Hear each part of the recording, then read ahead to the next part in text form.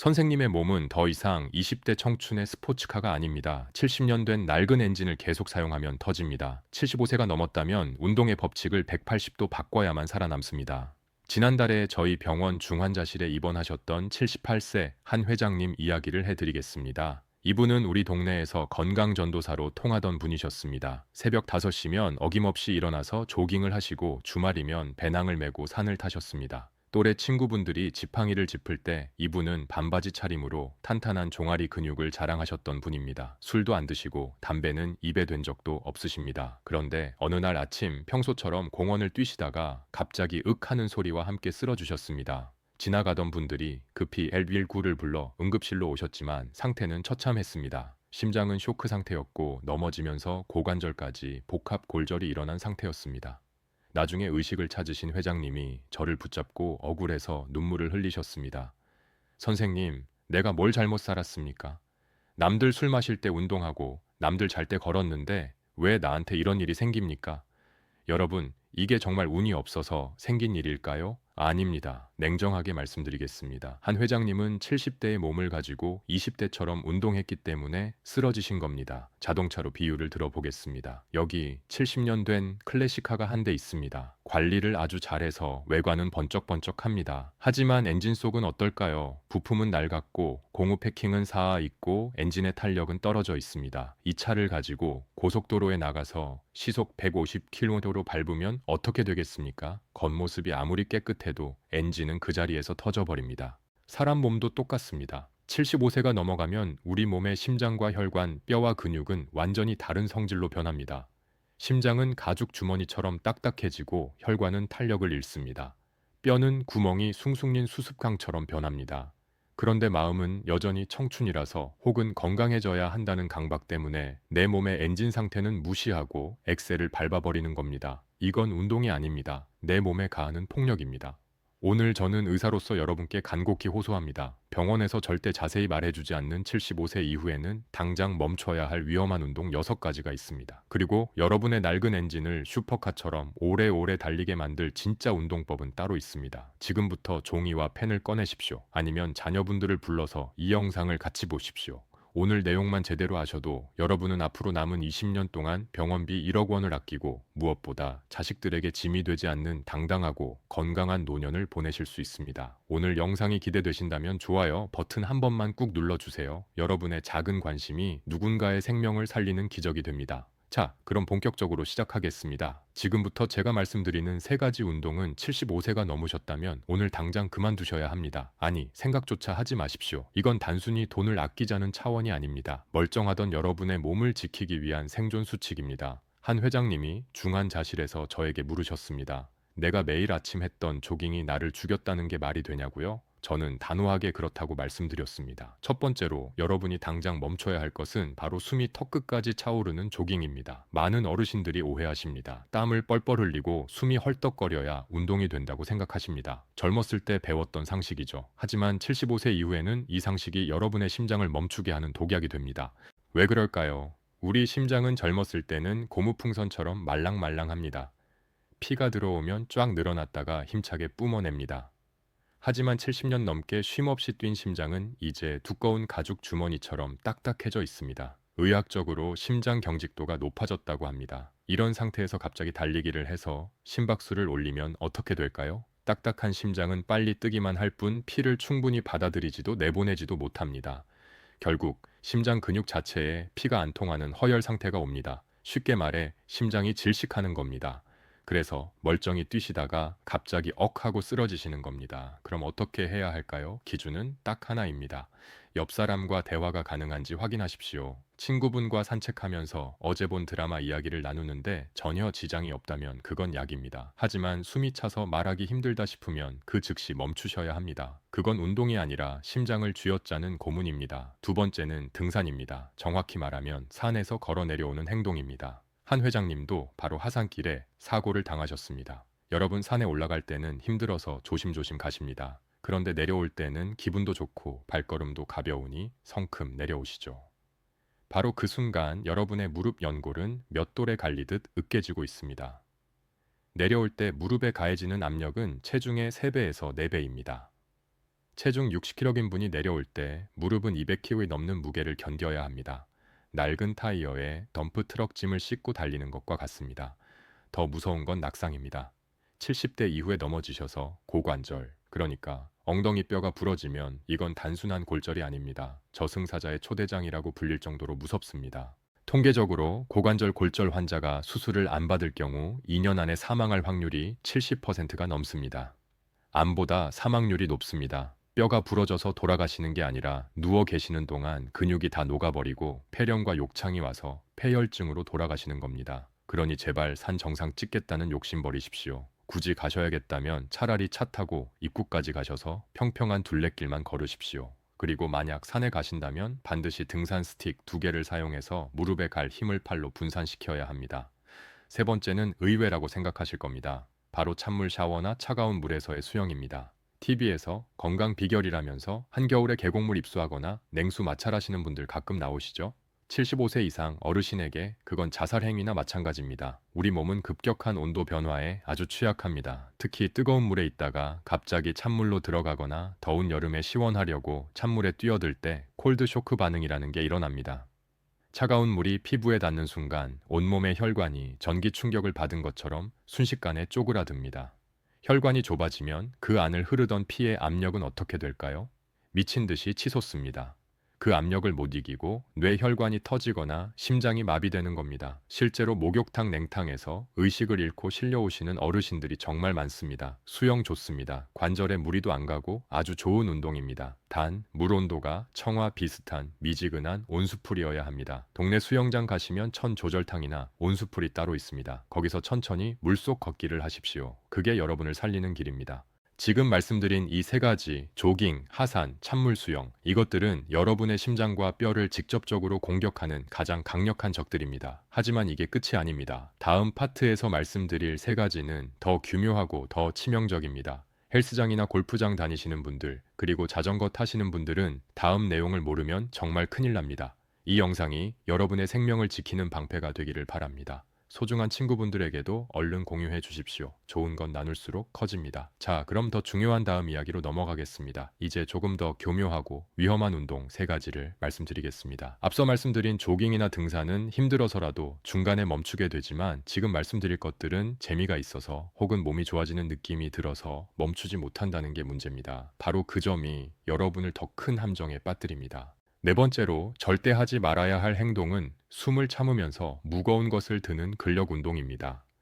요즘 근육이 재산이다 해서 헬스장 다니시는 어르신들 정말 많습니다. 아주 훌륭한 일입니다. 그런데 문제는 힘을 쓰는 방법입니다. 무거운 역기나 아령을 들 때 우리도 모르게 헛하고 숨을 참게 됩니다. 이걸 의학 용어로 발살바 호흡이라고 합니다. 숨을 참으면 뱃속 압력이 올라가서 힘을 쓰기는 좋아지지만 그 순간 혈압은 상상을 초월할 정도로 치솟습니다. 평소 혈압이 120이던 분도 숨 참고 힘을 쓰는 순간 순식간에 200, 250까지 올라갑니다. 낡고 약해진 뇌혈관에 꽉 막힌 압력밥솥처럼 압력이 차오르는 겁니다. 어떻게 되겠습니까? 뇌동면류가 있으신 분들은 그 자리에서 혈관이 터져 뇌출혈이 옵니다. 실제로 한 회장님 친구분 중에도 헬스장에서 벤치프레스 하시다가 풍기 와서 반신마비가 된 분이 계십니다. 근육 좀 키우려다가 평생 휠체어 신세를 지게 된 겁니다. 그럼 근력 운동을 하지 마라. 아닙니다.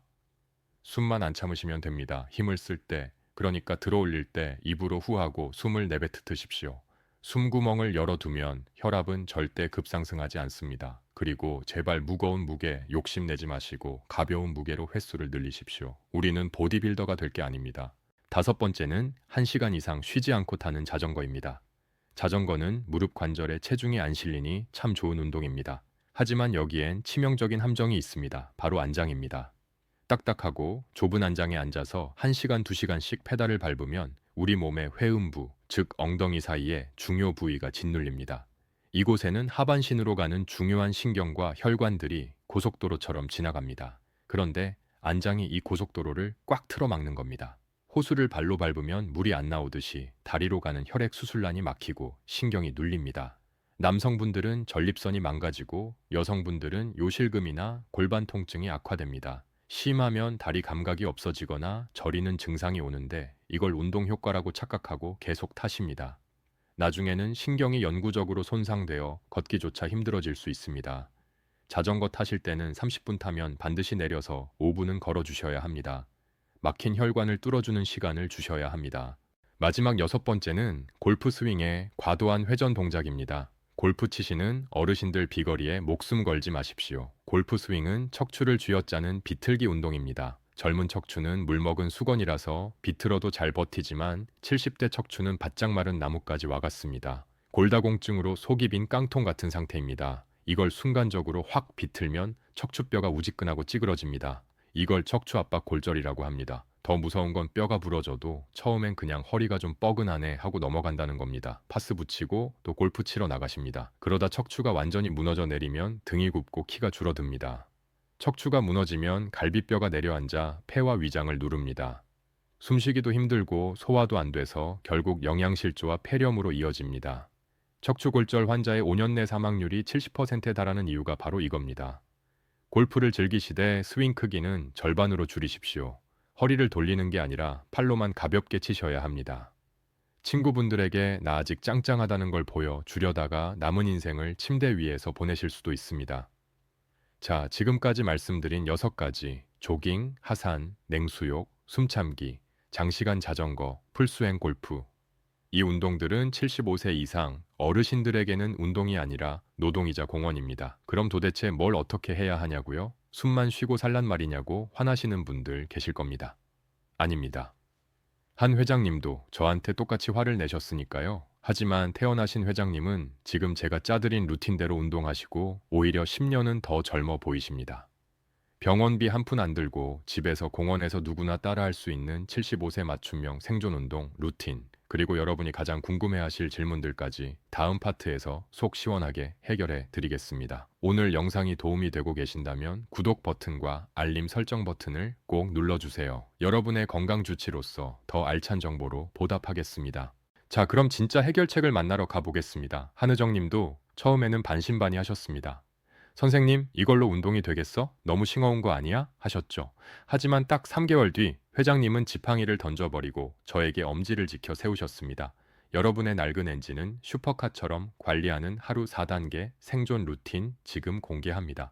첫 번째, 아침 유급 없이 걸기 단계입니다. 눈 뜨자마자 벌떡 일어나지 마십시오. 밤새 쉬고 있던 심장에 갑자기 시동을 가면 무리가 옵니다. 길립성 저혈압으로 낙상하기 딱 좋습니다. 침대에 누운 채로 5분만 투자하세요. 발목을 까딱까딱하고 기지개를 켜고 무릎을 세워 좌우로 흔들어 주세요. 엔진을 예열하는 겁니다. 이 5분이 하루의 컨디션을 좌우합니다. 두 번째, 오전 10시 안전 주행 단계입니다. 아침 드시고 소화가 되면 평지 걷기를 하십시오. 산이나 오르막길은 피하세요. 아스팔트보다는 흙길이나 탄성 매트가 깔리는 공원이 좋습니다. 이때 가장 중요한 건 아까 말씀드린 대화 테스트입니다. 친구분과 통화하시거나 라디오를 들으면서 흥얼거릴 수 있는 속도로 딱 30분만 걸으십시오. 세 번째, 오후 3시 엔진 정비 단계입니다. 집에서 의자에 앉아 탄력 밴드 운동을 하십시오. 이게 핵심입니다. 걷기만 해는 상체 근육과 코어 근육을 못 만듭니다. 파는 5,000원짜리 고무 밴드 화내면 됩니다. 의자에 앉아서 밴드를 양손으로 당기거나 발에 걸고 밀어주는 동작을 하세요. 숨을 후 내뱉으면서 당기면 혈압 걱정 없이 안전하게 근육을 만들 수 있습니다. 네 번째, 저녁 6 없이 3차 단계입니다. 동네 수영장 온수풀에서 걷기입니다. 하루 종일 체중을 견딘 무릎과 허리를 무레부력으로 쉬게 해주는 겁니다. 물속 저항 때문에 걷기만 해도 운동 효과는 땅 위보다 2배나 높습니다. 이게 바로 한 회장님이 실천하신 루틴입니다. 돈도 안 들고 관절도 안 다치고 심장도 편안합니다. 자, 그런데 여기서 여러분들이 진료실에서 자주 묻는 질문 3가지가 있습니다. 이것까지 아셔야 완벽해집니다. 첫 번째 질문입니다. 선생님, 걷다가 다리가 터질 듯이 아픈데 이것도 운동 효과인가요? 정말 중요한 질문입니다. 통증에는 가짜 위험과 진짜 위험이 있습니다. 만약 걷다가 다리가 아픈데 허리를 앞으로 숙이거나 쪼그리고 앉았더니 통증이 사라진다. 이건 척추관 협착증입니다. 소위 말하는 쇼핑카트의 증후군이죠. 이건 불편할 뿐이지 당장 생명이 위험한 건 아닙니다. 하지만 걷다가 다리가 아파서 멈췄는데 서 있어도 계속 아프거나 다리가 차갑게 느껴진다. 이건 진짜 위험입니다. 말초등맥 질환이라고 해서 다리 혈관이 꽉 막힌 겁니다. 다리 혈관이 막혔다는 건 심장혈관, 뇌혈관도 다 막혀가고 있다는 신호입니다. 이때는 운동을 할 게 아니라 당장 심장 내과나 혈관을 뛰어가셔야 합니다. 두 번째 질문입니다. 팔다리는 가는데 배만 볼록 나왔어요. 괜찮은가요? 절대 안 괜찮습니다. 거미형 체형 의학 용어로 근감소성 비만이라고 합니다. 이게 뚱뚱한 비만보다 사망률이 훨씬 높습니다. 근육이 빠진 자리에 내장 지방이 낀 건데 이 내장 지방이 염증 공장입니다. 해결책은 딱 하나입니다. 밥양을 줄이지 마시고 단백질을 늘리십시오. 매끼 손바닥만한 크기의 고기, 생선, 두부, 계란을 무조건 드셔야 합니다. 그리고 아까 말씀드린 앉아서 하는 밴드 운동으로 근육을 채워 넣으셔야 합니다. 세 번째 질문입니다. 비싼 러닝화나 스마트워치가 도움이 될까요? 솔직히 말씀드릴게요. 수십만 원짜리 장비 살 돈으로 대학병원 가서 심편동 부하 검사 영어로 CPT라고 합니다. 이걸 한번 받으십시오. 내 심장이 정확히 어느 강도에서 힘들어하는지, 어디까지가 안전한지 숫자로 딱 나옵니다. 내 몸의 배기량을 정확히 알고 운동하는 것이 비싼 신발보다 100배는 더 가히 있습니다. 여러분, 운동은 극기 훈련이 아닙니다. 내 몸을 돌보는 위로가 되어야 합니다. 오늘 배운 이 루틴과 상식들 어렵지 않으시죠? 오늘부터 당장이 안전한 루틴은 시작해보겠다. 내 몸을 아껴주겠다. 다짐하신 분들은 댓글에 실천 딱 두 글자만 남겨주세요. 여러분의 그 작은 다짐이 작심 삼일을 30년 습관으로 만들어줄 겁니다. 댓글창에서 서로 격려해 주시면 더 좋겠습니다. 자, 이제 마지막으로 건강을 되찾은 한 회장님의 모습과 함께 제가 여러분께 드리고 싶은 마지막 당부의 말씀을 전해드리겠습니다.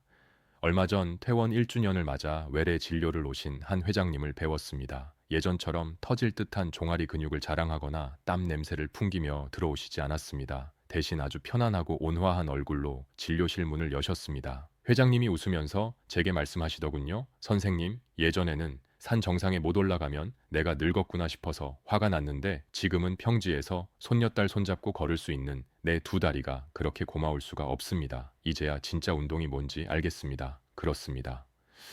여러분, 회장님은 더 이상 무리해서 산을 타지 않으십니다. 헐떡거리며 뛰지도 않으십니다. 하지만 그 누구보다 건강하십니다. 혈압은 정상으로 돌아왔고 무릎 통증도 사라졌으며 무엇보다 얼굴에 여유가 넘치십니다. 자신의 몸을 이기려고 했던 고집을 버리고 자신의 몸을 이해하고 보듬어주는 지혜를 선택하신 덕분입니다.